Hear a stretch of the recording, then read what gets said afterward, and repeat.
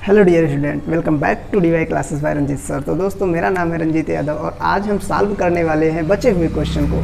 तो दोस्तों आपने देखा कि हमने 3 वीडियो को देख लिया है, 3 लेक्चर्स हमारे हो चुके हैं मैथ के और आज हमारा है चौथा लेक्चर जिसमें हम लोग आगे के क्वेश्चन को सॉल्व करने वाले हैं। तो कॉपी कलम निकाल लीजिए और अच्छे से नोट्स बनाना शुरू कर दीजिए, क्योंकि बेस्ट नोट्स वही होते हैं जो आप अपने खुद हाथों से बनाते हैं। तो चलिए दोस्तों वीडियो को स्टार्ट करके क्लास को स्टार्ट करते हैं और उसके बाद दोस्तों इस क्वेश्चन को सीख लेते हैं। तो आप देख सकते हैं यहाँ पे दिया गया है, यूक्लिड विभाजन प्रमेयिका का प्रयोग करके दर्शाइए कि किसी धनात्मक पूर्णांक का घन 9m 9m+1 या 9m+8 के रूप का होता है। दोस्तों मैं बार बार बोलता हूँ, मैं कई बार देखा कई स्टूडेंट्स को कि वो लोग केवल वीडियो को देखते हैं, उसके बाद दोस्तों वीडियो को बंद करके चले जाते हैं। लेकिन दोस्तों आप यदि ऐसी गलती कर रहे हैं तो आप ना करें। ऐसा मैं इसलिए बोल रहा हूँ दोस्तों क्योंकि आपको थाली में यदि भर कर खाना रख दिया जाए तो देखने से पेट नहीं भरेगा, कि उसको हाथ से लगाकर मुंह में खाना पड़ेगा दोस्तों, तभी जाकर आपको आपकी भूख शांत होगी। मेरा मतलब ये है दोस्तों कि आप वीडियो को देख रहे हैं और बंद करके चले गए तो आप कुछ नहीं समझ पाओगे जब तक उसे आप उसी समय अपने रफ कार्य हो, मतलब जो भी नोट्स आप करते हो उसमें नहीं उतारोगे। तो आप लोग दोस्तों मेरे क्वेश्चन को समझिए और उसके बाद सॉल्यूशन को अपने हाथों से उतारिए। स्क्रीनशॉट लेने से काम नहीं बनेगा। तो आप देख सकते हैं यहाँ पे कि यूक्लिड विभाजन प्रमेयिका का प्रयोग करके बोला है। तो मैंने सभी क्वेश्चंस में जो भी क्वेश्चन इस टाइप के थे तो मैंने उसमें आप देखे होंगे तो ये लिखा था कि यूक्लिड विभाजन प्रमेयिका से। तो यूक्लिड विभाजन प्रमेयिका क्या है तो मैंने बहुत ही अच्छे से बताया है। यदि आप दोस्तों क्लास को रेगुलर और मतलब कि सीरियल से देख रहे हैं, क्रम से देख रहे हैं, तो आपको ये दिक्कत नहीं आएगी। तो यहाँ देख सकते हैं कि दिए गए 2 धनात्मक पूर्णांक a तथा b के लिए ऐसी अद्वितीय पूर्ण संख्याएं q तथा r विद्यमान है कि हम a को bq + r के रूप में लिख सकते हैं। और कंडीशन ये है दोस्तों कि जो रिमाइंडर होता है शेष वो 0 से बड़ा या 0 के बराबर या b से छोटा होता है। दोस्तों ये वाली कहानी तो कई बार से कई दिनों से होती चली आ रही है, तो आई होप कि आप इसको ये याद हो गया होगा। तो चलिए दोस्तों अब शुरू करते हैं। तो अब बात आती है कि b की वैल्यू कैसे फाइंड करें सर। तो घबराइए नहीं दोस्तों, क्योंकि मैंने b की वैल्यू कैसे फाइंड करना है वो बता रखा है। अगर घन या वर्ग की बात हो तो जो भी m के साथ लगी हुई संख्या है सबसे पहले हम उसका क्या कर लेते हैं, गुणनखंड। गुणनखंड करने पर क्या है, 3 × 3, तो इसमें से 3 ले लेंगे दोस्तों। आप घबराइएगा नहीं, अगर कहीं दूसरा भी आता, अगर मान लीजिए जैसे मैं बताऊं 12 रहता तो 4 × 3 लेते। तो इस रूप का यदि बना है तो आप ध्यान से देखिए किसको लेने पर 9 आएगा। जैसे 3 को लेंगे तो 3 × 9 आएगा, 4 को लेने पर थोड़ी आएगा। तो हम उसी का चुनाव करते हैं जिसको गुणा करने पर ये वाली संख्याएं मिल जाएं। तो 9 में हम जब गुणा करें दोनों 3 आ गया तो इसमें से एक 3 ले लेंगे। तो लिखेंगे माना b बराबर क्या मान लेंगे दोस्तों, इसमें से एक 3 ले लेंगे क्योंकि 9 का गुणनखंड है। उसके बाद दोस्तों जहाँ जहाँ इसमें b दिख रहा है वहाँ हम रख देते हैं। तो हम क्या करेंगे यहाँ पे 3q + r और दोस्तों इसको मान लेंगे समीकरण नंबर 1। अब आगे की कंडीशन क्या है दोस्तों, 0 यहाँ पे r है, उसके बाद यहाँ b का मतलब दोस्तों b की वैल्यू रखा जाएगा। यहाँ b की वैल्यू क्या है, 3। दोस्तों आप स्टेप बाय स्टेप करते जाइए। वीडियो बड़ा हो रहा है उस पर चिंता मत कीजिए, आपको क्वेश्चंस आने चाहिए। तो यहाँ देख सकते हैं, यहाँ पे समझ में आ गया सर कि r की वैल्यू 0 से शुरू करना है, जाते रहना है और 3 के पहले रुक जाना है। तो यहाँ से हम r की वैल्यू निकाल लेंगे 0, 1, 2। आई होप दोस्तों आप यहाँ तक समझ गए होंगे। तो अब दोस्तों मैं कई बार बता चुका हूँ, जितने r की वैल्यू आते हैं उतने ही हमारे केसेस बनते हैं दोस्तों। आई होप आप समझ रहे होंगे मैं क्या कह रहा हूँ। तो चलिए दोस्तों मैं साइड में सॉल्व करता हूँ इसको। तो लिखेंगे केस फर्स्ट। ध्यान से देखिएगा दोस्तों कि यदि r बराबर 0 हो तो फटाफट दोस्तों नज़र स्क्रीन पर होनी चाहिए। यदि आपने दिमाग का भटकाया तो आप कंफ्यूज हो सकते हैं दोस्तों, तो आप इसको ध्यान से देखते रहिए। तो लिखेंगे समीकरण 1 से। तो समीकरण 1 हमारा ये है दोस्तों, तो हम लिखेंगे a बराबर 3q प्लस r की जगह पे हम लोग क्या लिखेंगे 0। क्योंकि हमने आर की वैल्यू यहाँ 0 ले लिया है, समीकरण 1 में दिख रहा है। अब यहाँ क्या आया 3q, बट अपन को तो a से मतलब नहीं है, उसके घन से मतलब है ना। तो हम लोग क्या करेंगे, दोनों पक्षों का घन कर देंगे। दोनों पक्षों का घन करने पर, क्योंकि दोस्तों अपन को a से मतलब नहीं है, घन से मतलब है। देखिए धनात्मक पूर्णांक का घन, तो इसका घन करना पड़ेगा। घन करने पर तो दोस्तों यहाँ हो जाएगा a³ और इसका हो जाएगा 3q का होल क्यूब, सॉरी दोस्तों। तो यहाँ हुआ हमारा a³ बराबर, यहाँ करेंगे तो 3 त्रिक का 9 त्रिक 27 क्यूब का क्यूब। अब बात आती है दोस्तों, हमें तो इस रूप का प्रूफ करना है। तो मैंने बताया है m कोई भी पूर्णांक हो सकता है। आप पिछले वीडियो को देख लेंगे तो और भी आसानी से समझ में आ जाएगा। m कोई भी पूर्णांक हो सकता है। तो मैं आपको दिखा रहा हूँ, यहाँ लिख लेते हैं 9 गुणे 3 क्यूब। तो यदि दोस्तों हम देखें यहाँ पे तो हम लिख सकते हैं a³ बराबर 9m। अब आप कहेंगे सर जी आप ये कैसे लिख दीजिए, तो यहाँ देखिए जहाँ m इज इक्वल टू क्या है यहाँ पे 3 तो दोस्तों आई होप आप यहाँ समझ गए होंगे। ये सब पिछले वीडियो का जितना पीछे का सल्यूशन हुआ है सब उसी के रिपीटेड है, बस वहाँ वर्ग था तो यहाँ घन है। यहाँ बात आ रही m, तो m की वैल्यू बदलती रहेगी क्योंकि m को कोई फिक्स नहीं बोला है। यहाँ बोला है m कोई भी पूर्णांक हो सकता है, तो 3q का क्यूब।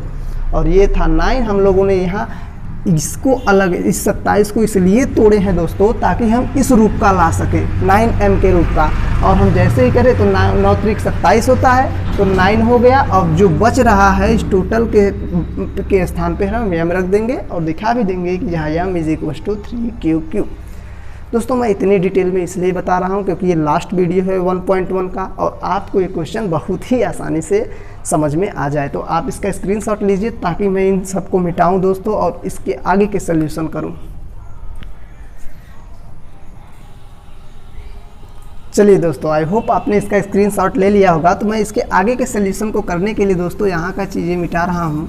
आप देख सकते हैं, तो समीकरण 1 को बचा के रखते हैं क्योंकि समीकरण 1 का काम है। तो लिखेंगे केस सेकेंड दोस्तों, क्या लिखना है, केस सेकेंड, यानी दूसरे चरण में हम पहुंच गए हैं। तो लिखेंगे अभी r की वैल्यू कितनी है, 0 रख चुके हैं, अभी 1 रखना है 2 रखना है। तो लिखेंगे यदि r बराबर 1 हो तो फिर समीकरण 1 यूज करेंगे। समीकरण 1 से, समीकरण 1 से, तो चलिए दोस्तों समीकरण 1 हमारा है यही है।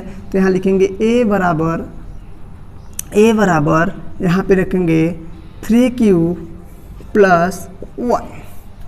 तो दोस्तों r की वैल्यू जैसे ही हम 1 रखे हैं, अपन को तो a से मतलब नहीं है, a से मतलब ही नहीं है। क्वेश्चन में बोला है धनात्मक पूर्णांक का घन, तो हमें फिर से दोनों पक्षों का घन करना पड़ेगा।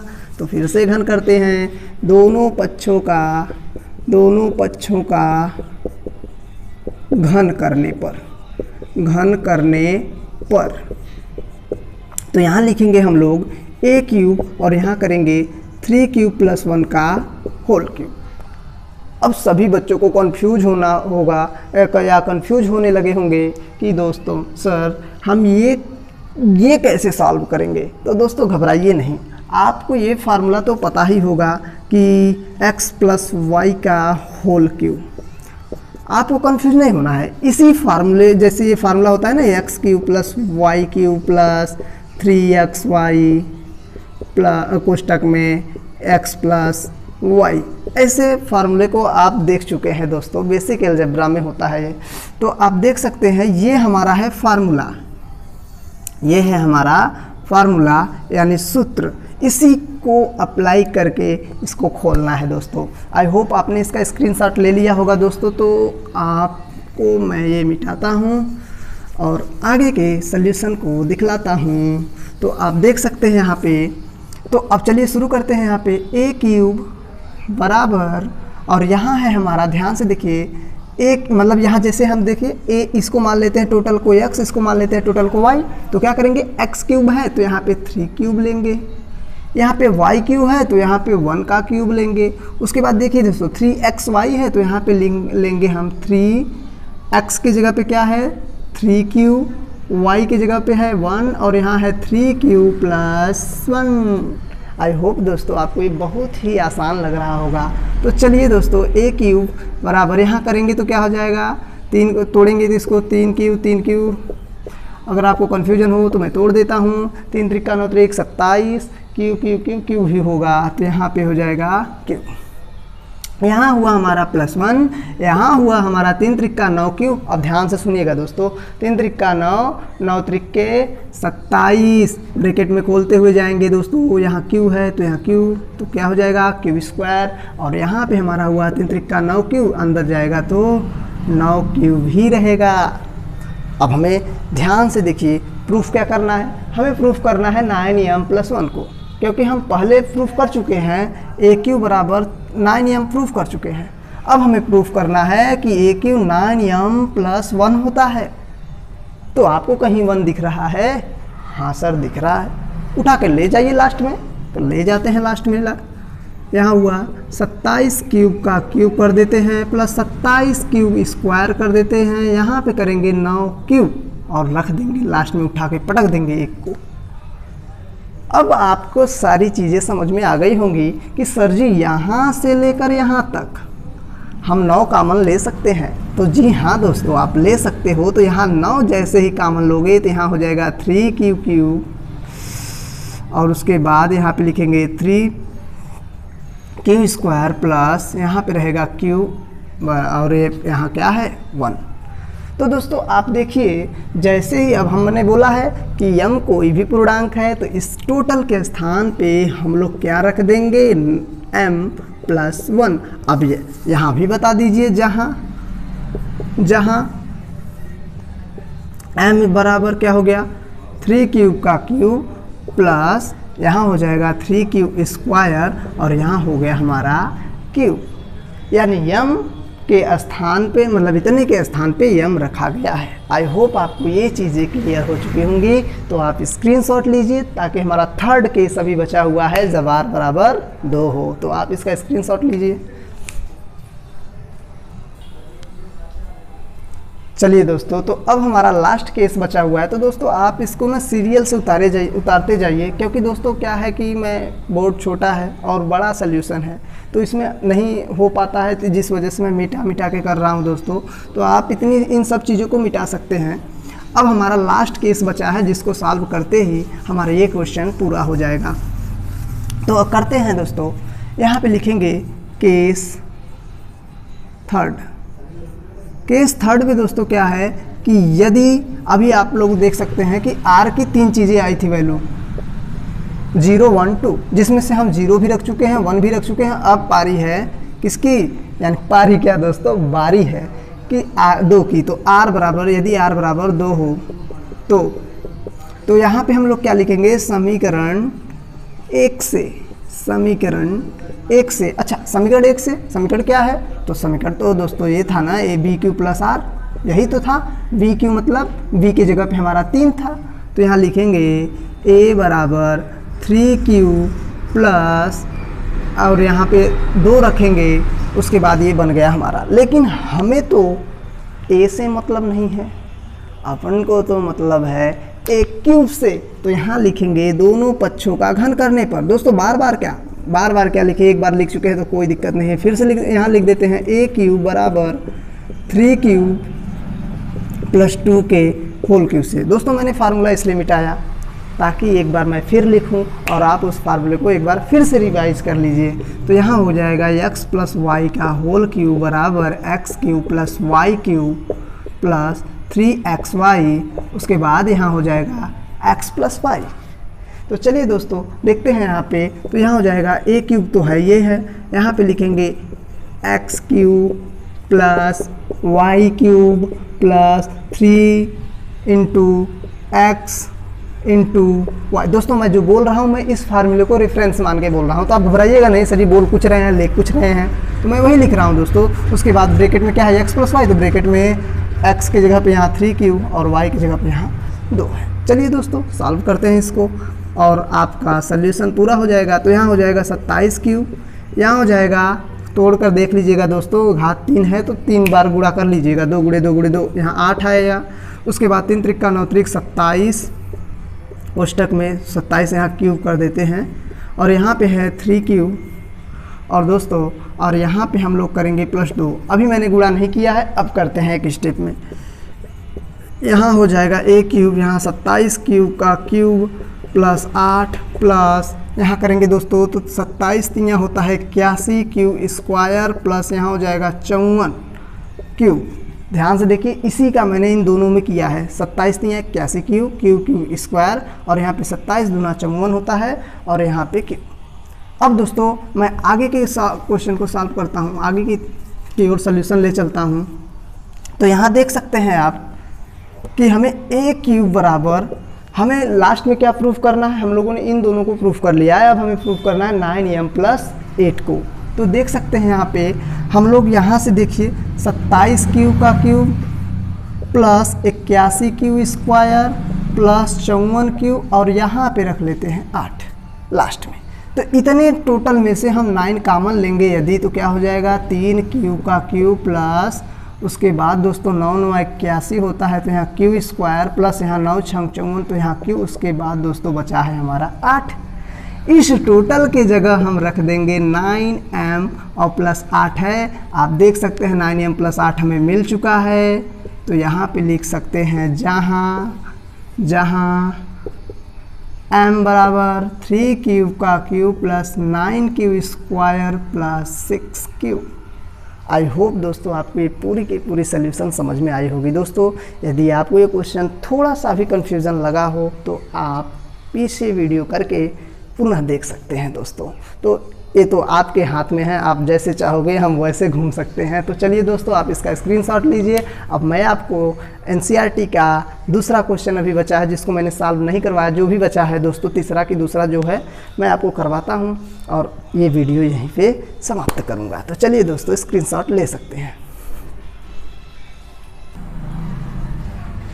तो दोस्तों हमारा लास्ट क्वेश्चन यही है और तीसरा क्वेश्चन था जिसे मैंने छोड़ दिया था बीच में। किसी परेड में 616 सदस्यों वाली एक सेना आर्मी की टुकड़ी को 32 सदस्यों वाले आर्मी बैंड के पीछे मार्च कराना है। दोनों समूहों को समान संख्या वाले स्तंभों में मार्च करना है। उन स्तंभों की अधिकतम संख्या क्या है जिसमें वे मार्च कर सकते हैं। दोस्तों ये क्वेश्चन यदि देखा जाए तो बहुत ही ईजी है, लेकिन आपको जो इतना बड़ा दे दिया है ये पढ़ने में ही आपको बोरिंग लगेगा, जिस वजह से आपको कन्फ्यूजन होना शुरू हो जाता है। तो आप कंफ्यूज ना होइए। सबसे पहले हमें क्या करना होगा, ये कहना चाहता है दोस्तों कि जो बैंड बाजा नहीं बजाते हैं उन सबको पीछे एक लाइन में लगाना होगा, क्योंकि ये 32 लोग ये हैं उसमें और 616 सेना है। तो मतलब हो सकता है आगे लाइन में जितने भी लोग हैं वो बैंड बाजा बजाने वाले हैं और इनके पीछे जितने लोग हैं इनके पीछे चलने, मान ले ये इधर चल रहे हैं तो इनके पीछे सभी आर्मी की टुकड़ियां लगी हुई हैं। तो यही बोल रहा है कि जितने भी हैं उनके जो स्तंभ होने वाले हैं वो सेम संख्या में होने वाले हैं। जैसे यहाँ 2 है तो उनके भी 2 हों, लेकिन सेना को लेके चलना है। तो आपको बस यहाँ ये ध्यान रखना है कि जितने भी बैंड बाजा बजाने वाले हैं इन सब के पीछे ही जितने भी सैनिक रहेंगे, सेना रहेंगे, वो सब मार्च करेंगे यानी चलेंगे। तो आपको अगर करना हो तो ये बहुत ही इजी क्वेश्चन है, आप देख सकते हैं। तो सिंपली आप पूरे वाली संख्या में जो बड़ी सी संख्या है सदस्यों की उसमें आप 32 से डिवाइड कर दीजिए। जैसे ही आप भाग देंगे तो यहाँ क्या हो जाएगा 32 एक्का 32। उसके बाद हम देखेंगे यहाँ पे 11 में से 2 जाएगा 9 और यहाँ बचा 5 में से 3 गया 2 और यहाँ पे दोस्तों बचा है हमारा 6। अब कितनी बार जाएगा भाग आप देख सकते हैं। 32 को आप ले जाकर देख सकते हैं कितनी बार ले जा सकते हैं कि 9 बार ले जाकर देखिए तो 9 दूना 18, 1 हुआ 9 3 27 और 1 28 यानी 288 हुआ। तो यहाँ करेंगे तो क्या हो जाएगा 288। जब घटाएंगे तो यहाँ आएगा 6, क्योंकि 16 में से 6 8 जाएगा तो सॉरी दोस्तों 16 में से 8 जाएगा 8 और यहाँ पे बचा है हमारा तो ये हटा। उसके बाद दोस्तों हम इसमें डिवाइड करेंगे, क्योंकि HCF निकालने का तरीका दोस्तों मैंने पहले ही क्वेश्चन में बता दिया था। तो यहाँ देख सकते हैं 8 चौको 32 पूरी की पूरी तरह से कट चुका है दोस्तों। तो यहाँ जो बचता है संख्या वही हमारा HCF होता है। तो HCF = 8। अब आप कहेंगे सर जी HCF तो पूछा नहीं है। तो दोस्तों पूछा है ना कि अधिकतम संख्या क्या है जिसमें वे मार्च कर सकते हैं और उनको समान संख्या वाले स्तंभों में मार्च करना था। तो वो उभयनिष्ठ पॉइंट, कॉमन पॉइंट क्या है तो दोस्तों 8। तो मतलब जो समान संख्या स्तंभों में मार्च करना है और उनकी अधिकतम संख्या हमारा क्या आने वाला है 8। तो लिखेंगे अतः स्तंभों की अधिकतम संख्या